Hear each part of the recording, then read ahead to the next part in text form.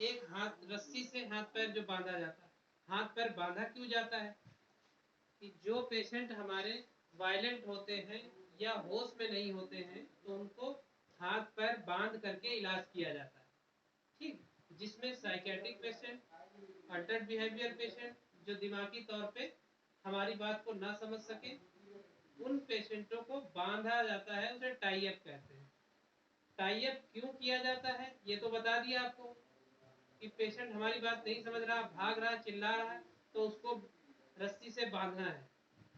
और बांधने के साथ साथ ध्यान क्या रखना है, भाई बांध तो दिया, लेकिन बांधने के बाद हमें ध्यान क्या रखना है मरीज का कि टाई अप करने के बाद में, टाई अप करते समय सदैव ये ध्यान रखना कभी उंगली से टाई अप नहीं करना है। जैसे ऐसे टेप लगा के इससे कर दिया, इस टाई अप को रिस्ट्रिक्ट किया जाता है। क्यों किया जाता है, क्योंकि आपने उंगली ऐसे बांध दी और इसमें बांध दिया, पेशेंट तो टाइट हाथ करेगा, जोर लगाएगा, तो यहाँ का ब्लड सर्कुलेशन रुक जाता है, उंगलियां काली पड़ जाती है, सूज जाती है, पेनफुल हो जाती है, बहुत ज्यादा स्थितियां ऐसी हो जाती हैं कि पेशेंट की उंगली काटनी भी पड़ सकती है। तो कभी भी ध्यान दें कि उंगली से टाई अप ना करें, ठीक है। और रिस्ट से और ये एंकल जॉइंट से आपको टाई अप करना है, बांधना है, ठीक है। तो बांधने के बाद ध्यान रखना है कि हमारी दो उंगलियां अंदर जानी चाहिए रस्सी के बीच में, कि मरीज का पर्पज हल होना चाहिए। पर्पज का मतलब मरीज बंध भी जाए और उसका नुकसान ना हो हमारे बांधने से। और इस बांधने के लिए हमें जो पेशेंट का अटेंडेंट होता है उससे सहमति लेना बहुत जरूरी होता है। एक रेजिस्टेंट फॉर्म होता है, उससे साइन कराया जाता है। साइन कराना बहुत ही मेडिकल है, ये हमारे लीगल और इथिकल में आता है कि आपको रेजिस्टेंट मरीज को करना है तो उसके साथ साथ ये चीज का साइन भी कराना होता है। इसका एक फॉर्म आता है अलग से, रेजिस्टेंट फॉर्म, ठीक है, टाई अप फॉर्म, वो भी कराना है। तो बांधने के बाद हमें नर्सिंग स्टाफ, वार्ड बॉय या आया जो भी है, इन सभी की जिम्मेदारी बनती है जिस पेशेंट को बांधा गया है, बांधने के बाद हमें देखना है ये कस तो नहीं रहा है कि हमारा सर्कुलेशन बंद हो जाए और ये नीला पड़ जाए और दिक्कत हो जाए। तो सबसे पहले जहां बांधा है तो नॉट ऐसी लगानी है कि वो जब खींचे तो अपना नुकसान ना कर पाए और दूसरे का नुकसान ना करे, और प्लस कसे ना, कसना नहीं चाहिए। और सदैव बांधते समय हमको कॉटन लगा के या पैड लगा के बांधे जिससे बांधने से नुकसान ना हो, ठीक है। और बीच बीच में देखते रहना चाहिए, ठीक है। ये नर्सिंग स्टाफ की भी जिम्मेदारी है, वार्ड बॉय की भी जिम्मेदारी, आया की भी जिम्मेदारी है, ठीक है। बांधने के बाद हमें ये देखना, कभी कभी बीगो इधर पड़ा हुआ है,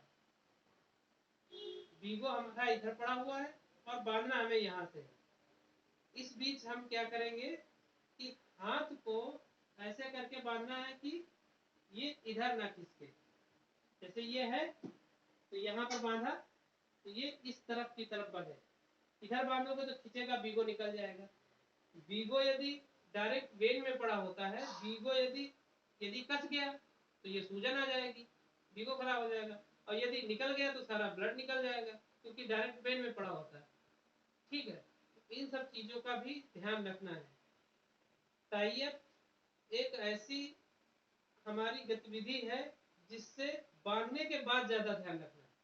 बांधना तो बांध तो दिया आपने मरीज को, लेकिन बांधने के बाद ध्यान देना बहुत जरूरी है, ठीक है, समझ गए। इसके बाद कुछ आप लोगों को पूछना हो, जानकारी लेनी हो, कुछ दिमाग में हो क्वेश्चन, वो कर सकते हो कि क्यों बांधना, क्या बांधना, कैसे बांधना, क्या क्या देखना है, ये सारी चीजें हैं। तो टाई अप क्यों किया जाता है ये तो पता चल गया।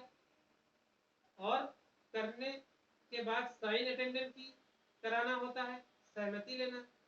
बांधने के बाद हमें क्या क्या देखना होता है कि हाथ कस तो नहीं रहा है, ठीक है, और बीगो खराब तो नहीं हो रहा है, और हाथ नीला तो नहीं पड़ रहा है, सूजन तो नहीं आ रही, बीच बीच में उंगली डाल के ऐसे देखना चाहिए कि टाइट तो नहीं है, ठीक है। अटेंडेंट यदि पास में बैठा है, पता क्या, जैसे आईसीयू मरीज है तो आईसीयू वाले मरीज को तो स्वयं वार्ड बॉय और नर्सिंग स्टाफ ये सब देखते रहेंगे, लेकिन जब मरीज के साथ कोई अटेंडेंट होता है, जैसे वार्ड है, इमरजेंसी है और रूम है सेमी प्राइवेट, तो उसमें अटेंडेंट को भी ये चीज समझा देनी चाहिए, ये ध्यान देना कि ये खींच के निकालने ना पाए, छूटने ना पाए, और दूसरी चीज कसे ना, तो ये चीज हो तो हमें आप तुरंत बताएं। अटेंडेंट को भी थोड़ी जिम्मेदारी उसमें दे देते हैं, ठीक है, कि निकालने ना पाए। तो ये है हमारा टाई अप रेस्टोरेंट, ठीक है। और दूसरा जो केमिकली किया जाता है, केमिकली नर्सिंग स्टाफ के लिए ज्यादा मायने रखता है। जो फिजिकली किया जाता है, फिजिकली मतलब हाथ बांध दिए, केमिकली का मतलब इंजेक्शन देके भी रेस्टोरेंट किया जाता है। जैसे हम लोग लोपेज एंटीसाइकोटिक ड्रग देते हैं, सेडेटिव्स देते हैं, ठीक है। ये तो हमारा हॉस्पिटल जो है साइकेट्रिक है, तो इसमें ज्यादा एंटीसाइकोटिक से ही करते हैं। लेकिन कुछ पेशेंट आईसीयू में ऐसे भी रहते हैं जिनको रेस्टोरेंट करना है तो सेडेटिव से करते हैं, कुछ इंजेक्शन देते हैं टाई अप करने के लिए। तो रेस्टोरेंट करने के लिए जो हमें केमिकली किया जाता है, केमिकली में नर्सिंग स्टाफ को सबसे ज्यादा ध्यान देना पड़ता है। क्या ध्यान देना पड़ता है? उसमें हमें पेशेंट को जो दवा देते हैं सोने के लिए या शांत होने के लिए, तो उसके बाद मरीज का सैचुरेशन तो नहीं डाउन हो रहा है, मतलब SpO2, ठीक है। देने से पहले एक बार सारे वाइटल्स देख लेना है, और देने के बाद में वही वाइटल्स वॉच करने हैं कि उनमें कोई डिफरेंस तो नहीं आ रहा है।